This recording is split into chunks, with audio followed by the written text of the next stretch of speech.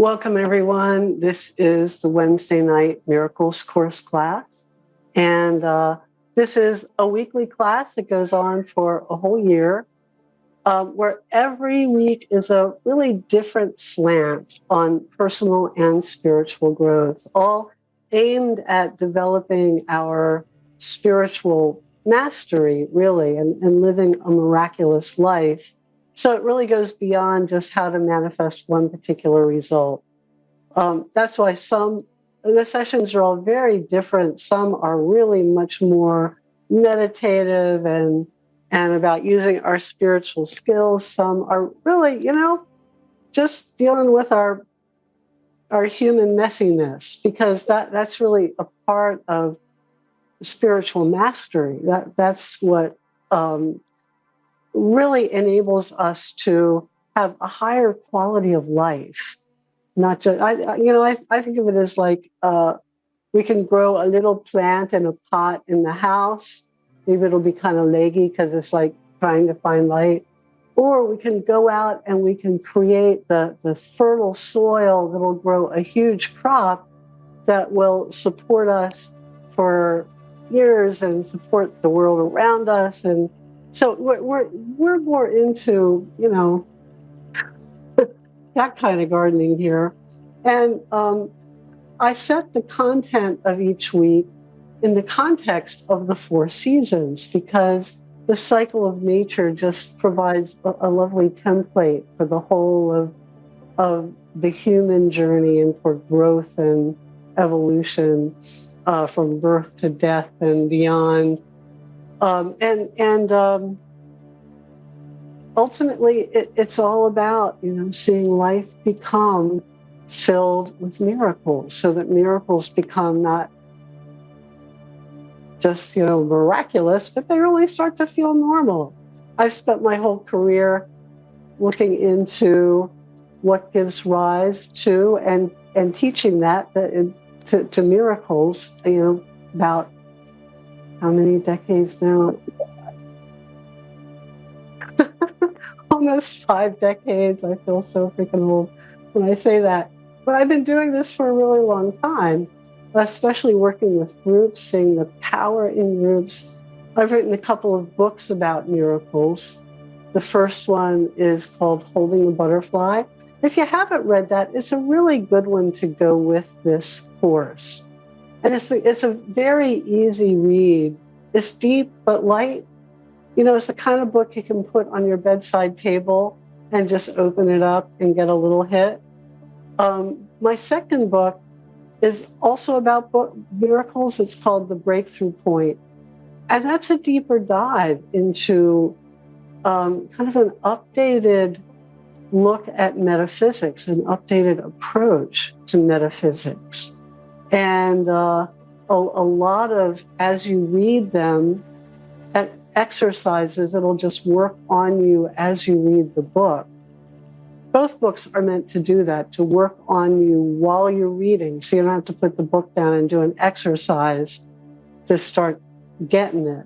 It's while you're reading, you're getting it. The second book, The Breakthrough Point, in particular, it is a deep dive into why the times we're in are so freaking crazy. In case anybody's noticed, the environment, the politics, yada, yada, you name it. Everything's kind of crazy these days. And I trace historically, recent history, as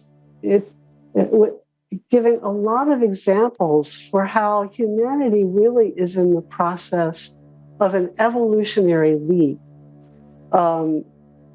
Not just, I don't say this in just kind of a woo-woo energy way, like only I can discern the energies coming in. You can't, but I can.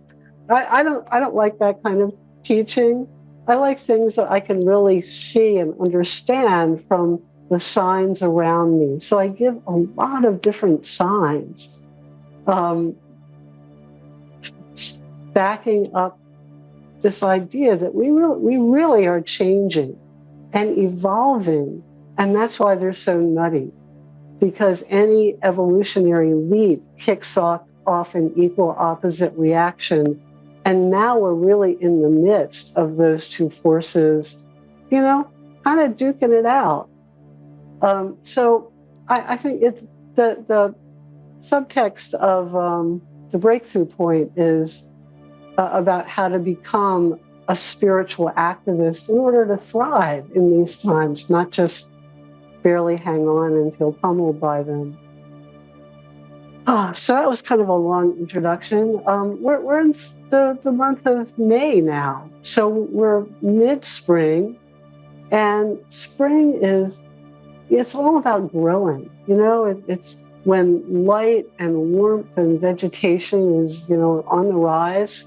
I think the essence of the energy of May can be captured in the image of plants like reaching toward the sun, you know, right before they tumble over, pulled down by the weight of their own, you know, breathing up abundance. You know, now in the whole interplay of the seasons, the interplay of light and dark, now is when light is most on the rise. It's not yet at its peak. That comes next month with the summer solstice. But it's growing stronger and stronger every day. And as a personal metaphor for growth, May embodies the energy, the aliveness, the passion of reaching for the heavens and pursuing our dreams. It's like reaching for our star, you know, no dream too impossible. And having that passion is very creative. But, you know, passion alone isn't enough. It's not enough to bring dreams to life. What makes a difference between exuberant, undirected burst of energy and productive manifestation is will. Passion without will. It's kind of like, you know, that big old tomato plant that's left to grow without a stake, so it grows like a weed on the ground. And there might be tomatoes, but they're all, you know, on the ground getting buggy and rotting, and we don't get much out of it. So will is really our power to get the job done, to put dreams into action, and to make our creativity truly productive. Now, it's not to be confused with self-discipline. Self-discipline is the force we need to exert to keep ourselves doing what we really don't want to do. And it becomes necessary when we're acting on what we believe we should do, rather than on what our heart truly wants. And self-discipline, you know, tends to be fueled by our fear, because we act because we're afraid of what will happen if we don't. Like, oh no, the world will fall apart if I don't, blah, blah, blah. By contrast, will is fueled by love. It's the energy we put behind things that we're truly passionate about. When we're pursuing our dreams, we may experience challenges or feel resistance, but the energy to push through it comes more readily. You know, we handle the boring chores of life and the obstacles of life more easily when they're steps toward our heartfelt desires. While the energy of willpower in service to our dreams is easier to call up than self-discipline, you know, doing what we should because we feel like we have to. It's easier to call up that kind of energy. But will still needs to be developed. It's kind of like a muscle. If we don't ever exercise it, it becomes weak. And when we seldom use our will, it's not there when we really need it. Kind of like when we seldom exercise our bodies and find even the simplest exertion leaving us breathless. So I think of will as having three very distinct but equally important components. And the first component is courage. And courage, it includes, those obvious acts of heroism and bold action in the face of real or even perceived danger. But it comes into play in a lot of subtle ways as well. And any new venture requires a step beyond what we know. So consequently, it's a step out of our comfort zone to go, someplace new. And, well, for example, if we haven't exercised regularly in years, going to the gym for the first time, that in itself can be a courageous act. There you have it. It can be as simple as that. Speaking our truth, that can be a courageous act. Now, the second aspect of will is strength.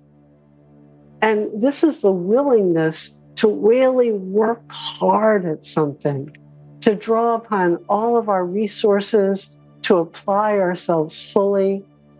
And, think about it, no matter how much courage it took to show up at the gym for the first time and join, that really isn't enough, is it?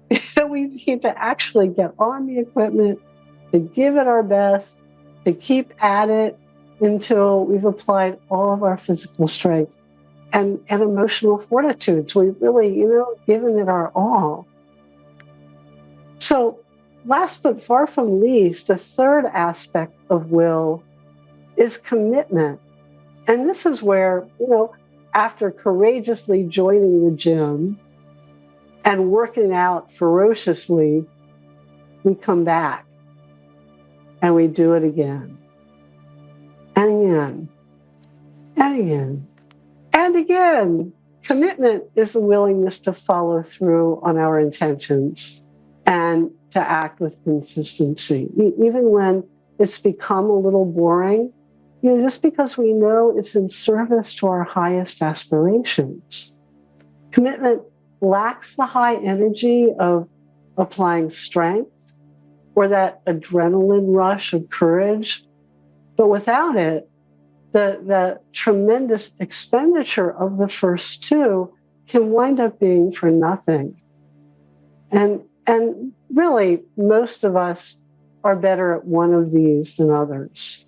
And we also might be comfortable with applying all three in certain contexts, but not in other contexts.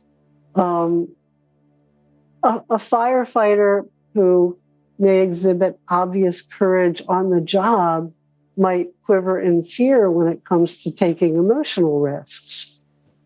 Or people who are excellent at keeping their commitments to other people might not be able to summon the energy to keep the ones they make to themselves.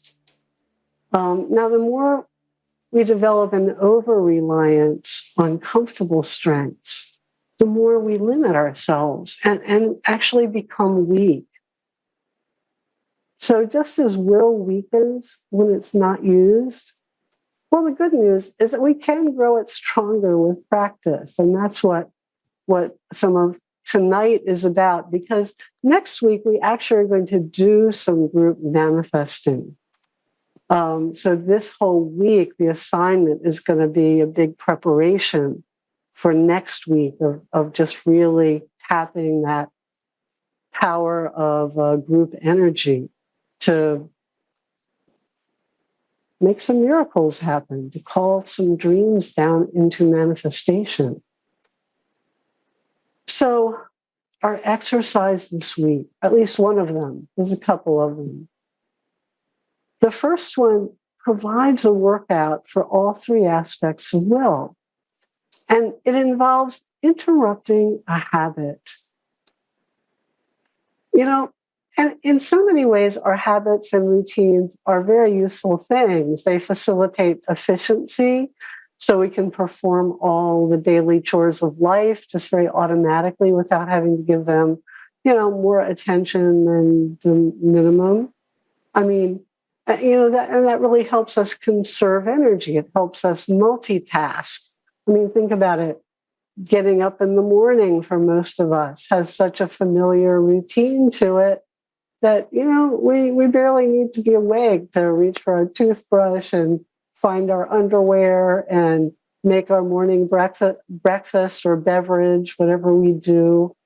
But, think how different that whole process is in the first day or two after moving into a new home, where you don't know where anything is. It's like everything is hard. Like, where's the toothpaste? I don't know. Where's the cloth? I don't know. And even the most basic rituals of life then require effort and attention. They take a lot of time, and life would be exhausting without that kind of gentle autopilot that habits provide. Now, on the other hand, the same gift of the familiar can take us over. It can lull us into kind of an unconscious oblivion. When we over-rely on habits to soothe and comfort us in times of stress, their effect can become a lot more numbing than easing. And now, the usefulness or insidiousness of a habit, it's all a question of consciousness. There's times when being able to act automatically is clearly helpful. I mean, who wants to have to think about every little flick of the turn signal or glance into the rearview mirror when we're driving? It all comes automatically. But habits can cross the line from making us more efficient to simply making us numb. And when that happens, they start to move into the realm of addictions, and they keep us locked into kind of a limiting pattern, or the patterns. I should use plural on that. Whatever patterns keep us in our comfort zone, they can just kind of keep us there. I once looked up in a dictionary the definition of an addiction, and it was called a state of being given up to some habit, practice, or pursuit. And an innocent habit becomes an addiction when we depend on it for comfort and fulfillment in a way that doesn't really satisfy the deeper longings of our spirit or heal, what's at the root of our discomfort. And really, truly, truly, just about anything we can do can turn into an addiction if we practice it, addictively. Drugs, alcohol, food, sex, tobacco, work, exercise, TV, reading, being on the computer, playing on our phone, shopping, texting, caretaking, or even just keeping busy. Some people just have so much activity built into their lives that that becomes their addiction. It's what keeps them numb. And even seemingly positive habits can cross the line into deadening addictions when we practice them in a compulsive way. If we're exercising and dieting excessively to have the perfect body, instead of addressing maybe underlying low self-esteem issues, our striving for perfection is never really going to make us feel worthy. And that's when our self-improvement efforts start crossing into that addiction zone. Or even if we meditate for hours a day, but we don't really see any improvement in our quality of life when we come out of meditation, we might be using meditation to escape life rather than to expand it. And our spiritual practice has become our drug. When a habit is producing something positive, be it comfort, efficiency, achievement, it maintains a balanced place in our life. When we're relying on a habit to fill a void that can't be filled that way, we wind up craving more and more and more of the habit. And it starts to assume an inappropriately dominant role in our lives. This is really how addictions get born. But that doesn't, it doesn't mean that every little sinful pleasure is an addiction. Sometimes they're just fun, An addiction is a habit that creates unconsciousness that we rely on. And so spending an occasional evening in front of the TV with a glass of wine or a favorite snack, that can be a really enjoyable indulgence. That can just be, yay, it's Friday. But when it becomes automatic to, grab the junk food, you even taste after the first bite or reach for the remote every night, that's when it becomes a habit and might be doing more to keep you unconscious than to pamper you. There was a point where I noticed, I'm kind of a TV junkie. And I just did this thing where I didn't actually stop watching TV, but I made TV time when I would just write in my affirmation journal. This was a long time ago. And it was the weirdest thing because it just actually helped me focus more intently on the affirmations, kind of having that comforting background. It's just, sort of changed it for me. Anyway, that was sort of a weird aside.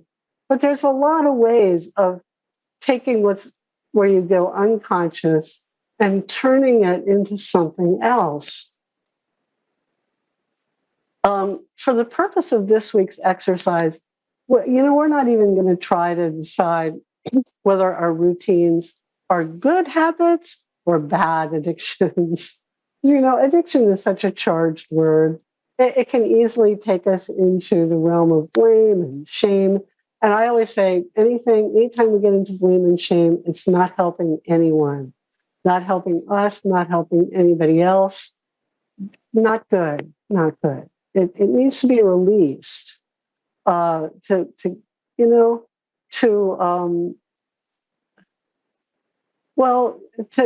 claim our spiritual power. Blame and shame just have no role.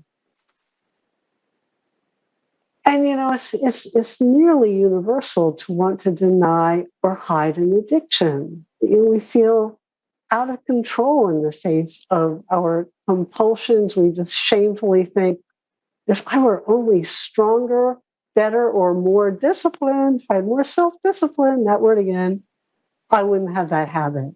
But it's really not just a matter of self-discipline. What we do compulsively, at the root of it, it's really an attempt at self-care. And these habits do serve to manage stress in the short term. However, they tend to come with unwanted side effects, and they don't work as a long-term cure for the cause of our stress. Now, if you're concerned you might have habits that fall into that addiction category, you probably do, but then I would say probably most of us do. And if you believe you have absolutely no addictions, no habits that you rely on that kind of take you into a numb place, you probably do too, without quite realizing it, because addiction has become a big modern day coping mechanism, though, not necessarily in an extreme or life-threatening form. Many addictions, remain benign and don't interfere really at all with our ability to function. And they make it easier to live in a fast-paced world that stresses doing over purely being. In relation to the work we're doing here, however, mind-numbing, emotion-numbing habits can get in the way of our ability to develop our intuitive faculties, listen to our spiritual guidance, really get in touch with what our highest path is. It really disconnects us from a lot of our spiritual power. So while going unconscious may well help us survive, probably how we develop those habits, we needed to survive to get through.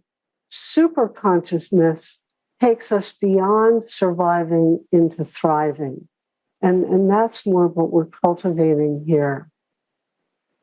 So how do we get to be such an addiction-prone society? In a nutshell, here's how the addiction cycle plays out. In our world today, there's been so much emphasis placed on achievement, achievement, achievement, achievement, and living for the goal rather than living for and in the moment. And we're really kind of trained to look to external outcomes to make us happy. We feel that we need a successful career, we need money, we need the perfect relationship, we need a nice house, and so on, a great car, whatever, to be happy. And so we postpone happiness, telling ourselves that we'll be happy when we achieve whatever that goal is that we have in mind. And this becomes a way of life. It's like, we have a carrot on the stick always in front of us.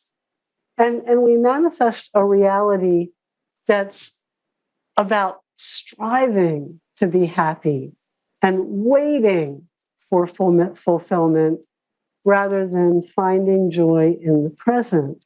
And then even when we achieve all the external things we are going for, the experience of happiness may still remain elusive. So by the time we reach our goal, we might not even stop to enjoy it because we're already on to the next goal and the next, because, the carrot always stays out there. Here's my carrot. There it is. There it is.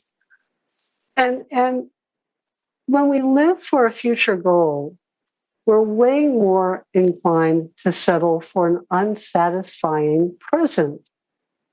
Let me say that again. When we're living for the goal, when we have our dream in mind, when we're just putting off happiness till we get to the goal, we're way more willing to settle for an unsatisfying present. And we tolerate it because we believe our reward is coming.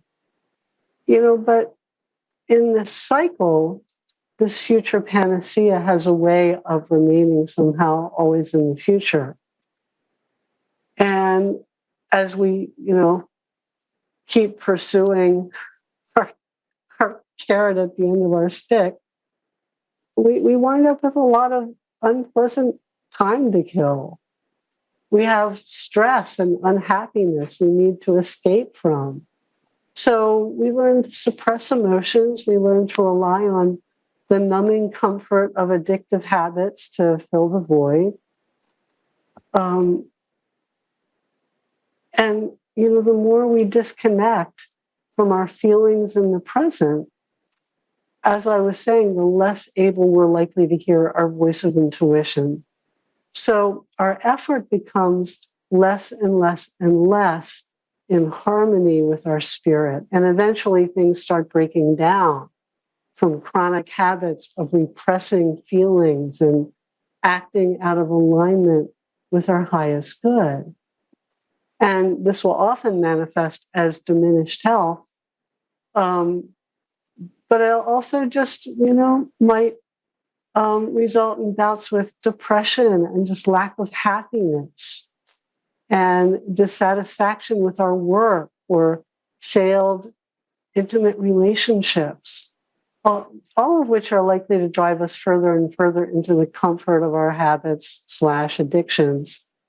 So increasingly our wants and desires, we fall into this battle with our wants and desires because we're wanting, that easy habit of the addiction to comfort us.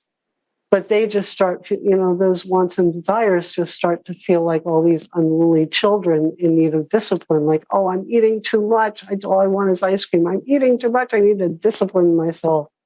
When really, I need to feel loved. I need to maybe connect more with people. I need to learn how to receive and let other people support me. I need to believe I deserve all those things. That might be the real need. But what I'm focusing on is, I want ice cream and I want it now. And our inner parent is saying, no, you can't. You just gained 5 pounds. We get into those struggles so that our wants and desires feel like these raging beasts needing containment because we've denied them so long, and we're not really satisfying the true needs. And these comfort cravings become confused with our true desires for fulfillment.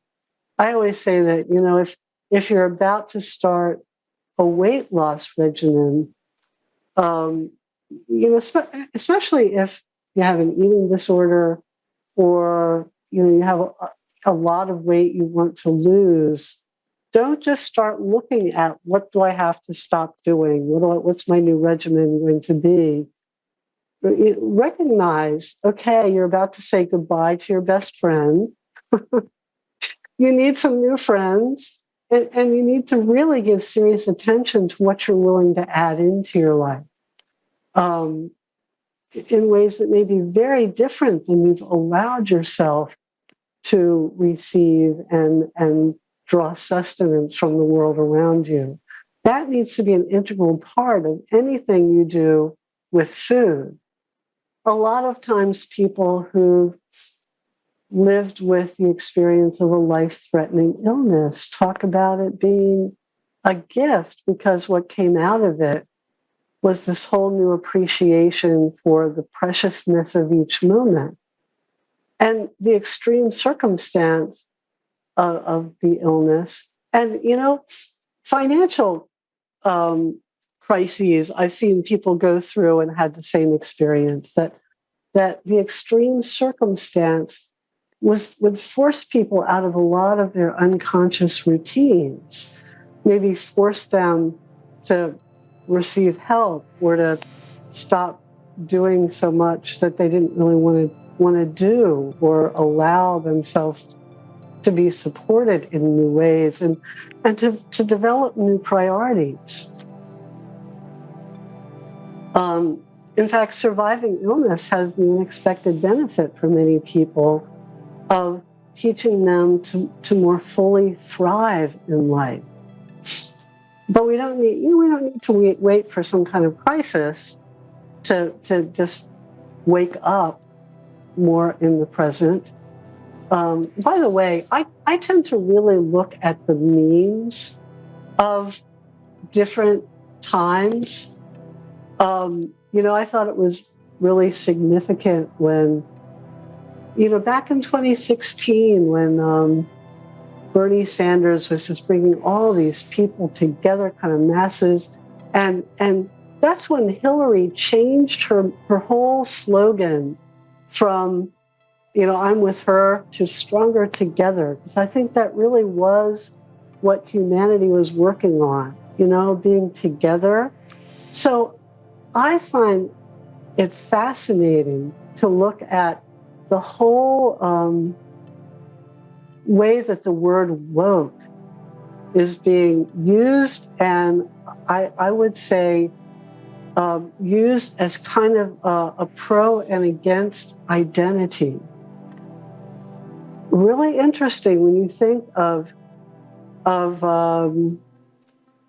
those people talking about, this is, well, I live in Florida, which is where, according to my governor, where woke goes to die. Like, no, I don't want my woke to go. I mean, think about that. To like woke, being awake, being conscious, being present.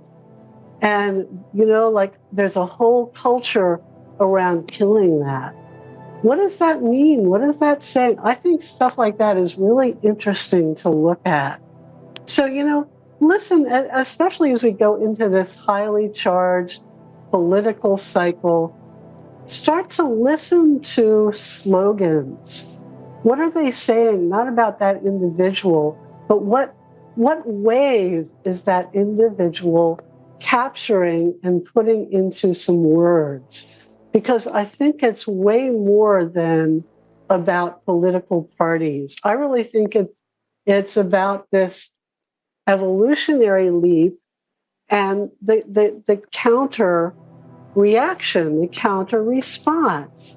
And every time there's a counter response, there's this new rising up of evolution. I find it fascinating to see what's happening in Florida. I just think if there's any way to mobilize the LGBT community, the African American community, all maligned minorities, women, I would say the governor of Florida is doing it. He's doing it he's doing the best job I've ever seen. Anyway, I was way off topic. Maybe not. I just can't help myself. I find those things fascinating. So is DeSantis working for evolution of really waking up all the drag king queens in Florida, getting them really woke? Or is he working for that other side of keeping it down? Maybe a little of both. So anyway,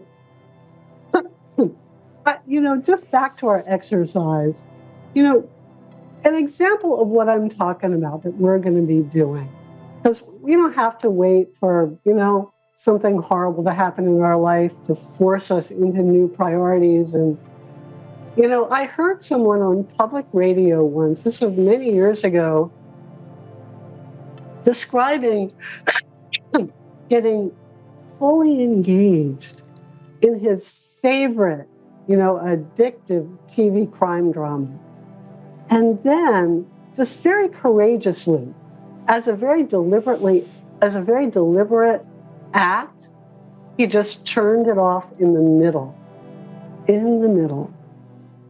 And as he talked about this, he made a point of how compelling the show was, how difficult it was to turn off in the middle, how once it was off, how little he missed it, and how little there was there to miss. So, acts like that can really snap us awake when the routines of life have lulled us into a place of unconsciousness. So this week's first exercise is to metaphorically speaking, interrupt your own favorite TV show. And I don't mean that literally. It's like whatever it is for you. By what I mean is by completely releasing some comfortable habit for a whole week. And this practice will involve all three aspects of will. First, the courage to choose, kind of a hard to give up habit.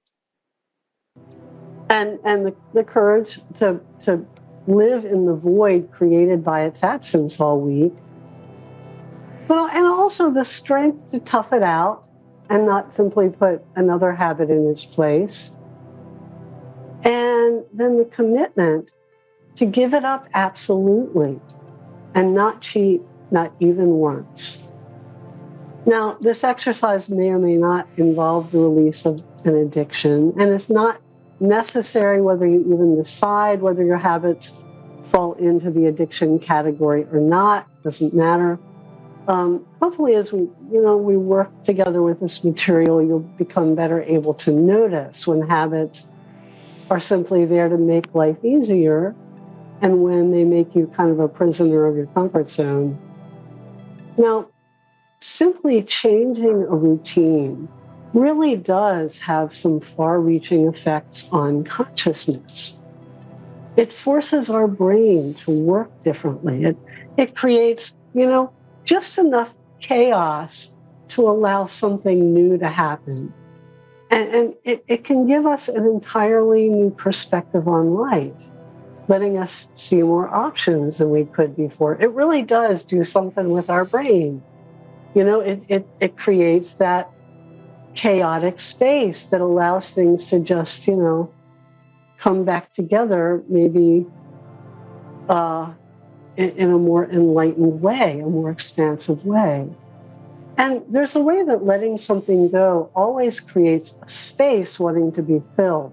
So consequently, along with the exercise to give up a habit, there's another exercise I'm going to explain after this one. I'll talk about that in a moment. It'll be about filling that empty time and attention. So let me get into the nitty-gritty here.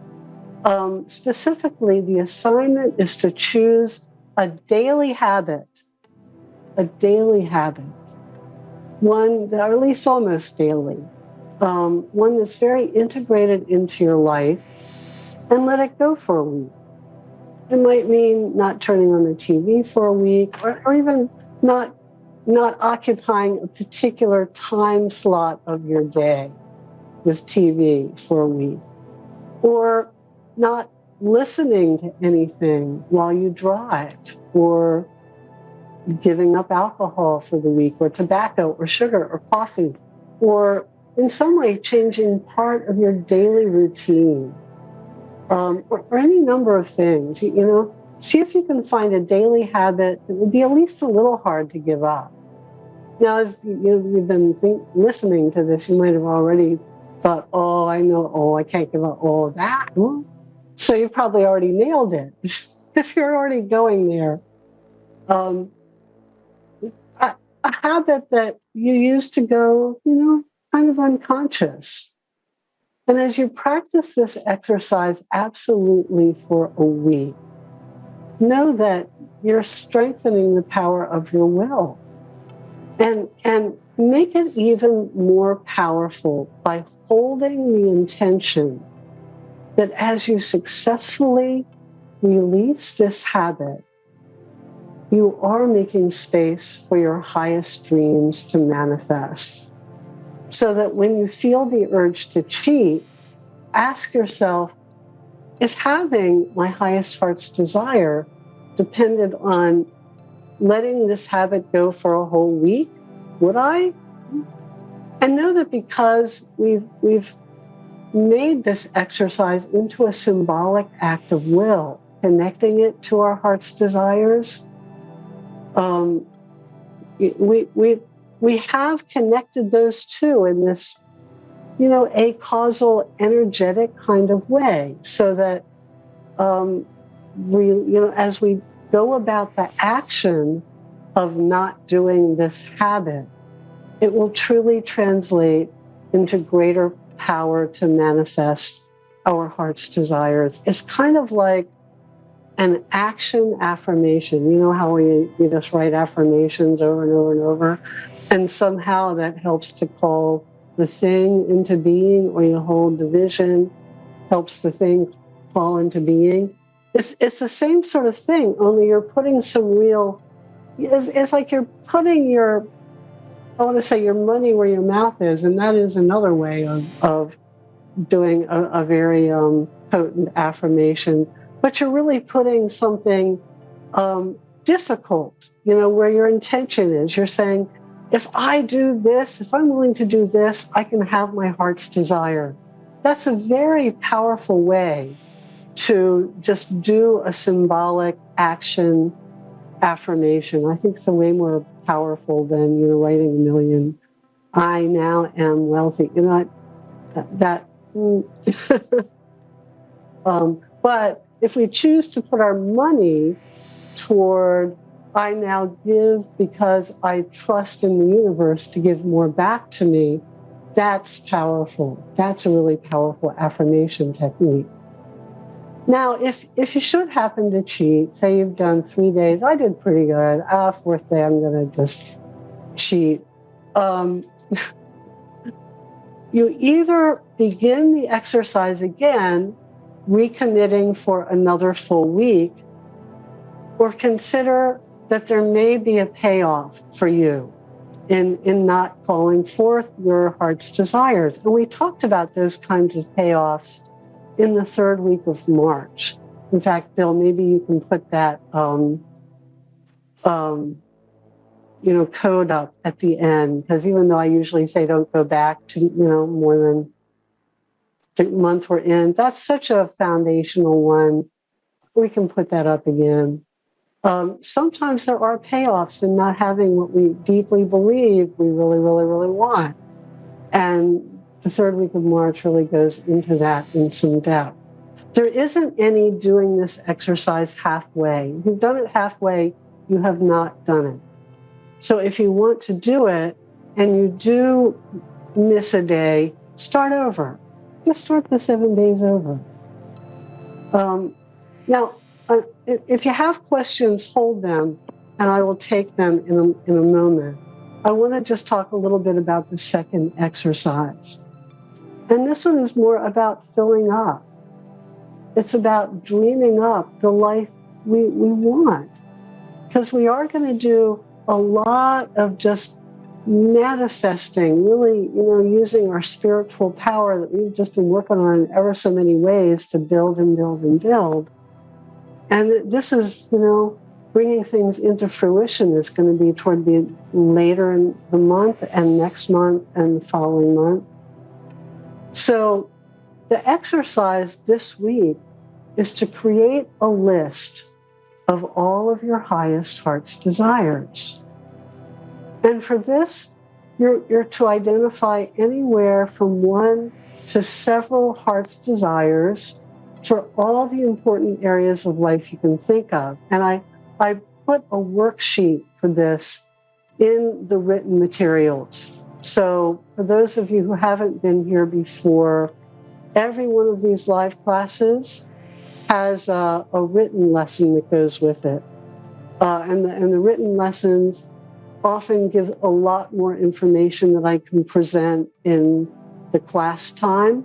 And they also offer a way to just go back and review.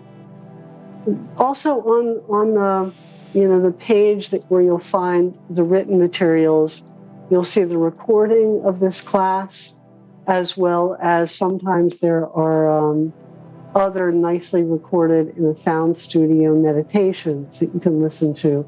So there's a lot of stuff for each week of this class beyond this live class. We'll tell you how to get to that. So you're to include on your heart's desires list only your goals, not your process steps. Now, a goal is an outcome that would just fill us with joy and fulfillment. To do it, to be it, to have it. It's like, I'm just overflowing with joy having this. A process step, like for example, like having just the most beautiful, abundant, fragrant garden is my goal. A process step is getting my husband to do some gardening for me. I have a great husband. I envision the garden. He actually plants it. But, doing the actual gardening, that is the process step. Now, process steps, the thing about process steps, they may or may not lead to the outcome. If I made process steps into goals, like planting all these little blah, blah, blahs is my goal. I might plant all the little blah, blah, blahs. They might all die. I would never get to the goal. So it's really important to focus on the goal, because sometimes when we really just focus on the goal, we wind up being able to skip some process steps. Like, look, there's all these little volunteer, lovely flowers and vegetables just growing up. I didn't do a thing but sit here like, and let it happen. So if you focus on the process steps as the goal, sometimes you wind up just feeling like you worked hard for nothing. But when you identify the true goal, the outcome that's going to fill you with joy and its fulfillment, you may not have to do as many process steps as you think. I envision my beautiful garden. I manifested this great husband who's willing to let me vision it and plant it all for me, because I don't really like gardening that much. I like being in the garden. So, that's why I don't focus on the process step of gardening. See, this relates to everything. If radiant health is your goal, focus on how radiant health feels, looks, is, being it, doing it, having it. Don't focus on, okay, I'm going to go to this practitioner, I'm going to eat this diet, I'm going to do this and this. Because you might do all those things and never get to radiant health. However, when you really focus on the outcome that you desire, the goal, you might just find yourself just very serendipitously drawn to a health practitioner who wasn't even on your list of things to do, or some practice that is exactly what you need. And because it's the right fit, you'll be a lot more motivated to do it. It's just going to work for you. I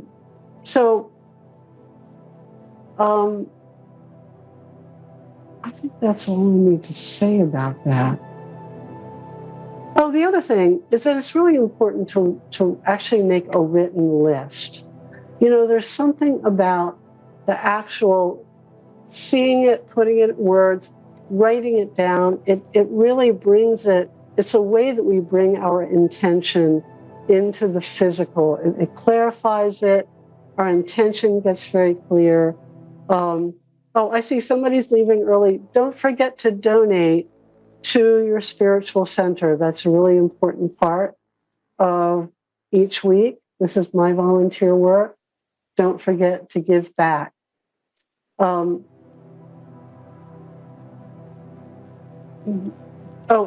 That act of actually writing, important. So do that part, and put your joy and excitement into it, because you are creating the life that we are, going to be working on manifesting for one another. We are going to be helping each other to manifest these heart's desires lists.